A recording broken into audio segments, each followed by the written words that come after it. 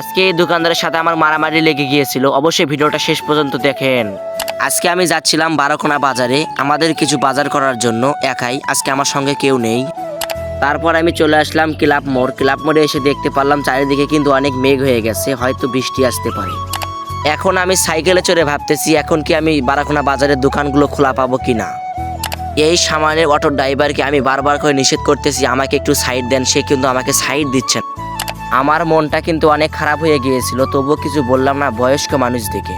তারপরে চলে আসলাম বারোকোনা বাজারে। এখন কিন্তু গাড়ি ঘোড়া অনেক কম, যেহেতু আমি দুপুর টাইমে গিয়েছিলাম। অনেক কষ্ট করে ভিডিওগুলো তৈরি করতে হয়, অবশ্যই পেজটাকে ফলো দিয়ে রাখবেন। তারপরে বাজারের একটি গলি ধরে আমি কিন্তু যাচ্ছি সামানের একটি দোকানে। দোকানদারকে বললাম আপনি আমার জন্য 2.5 কেজি আটা মাপেন। সে দোকানের ভেতর থেকে আটা মাপতেছে আর আমি কিন্তু বাইরে থেকে অপেক্ষা করতেছি।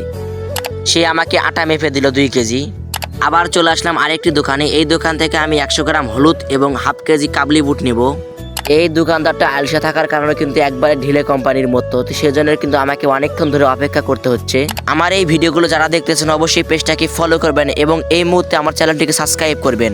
আজকে কিন্তু রাস্তায় অনেক গাড়ি ঘোড়া কম থাকার কারণে এখন আর জাম হচ্ছে না, সে কারণে কিন্তু অনেক সুবিধা হচ্ছে অনেক মানুষেরই।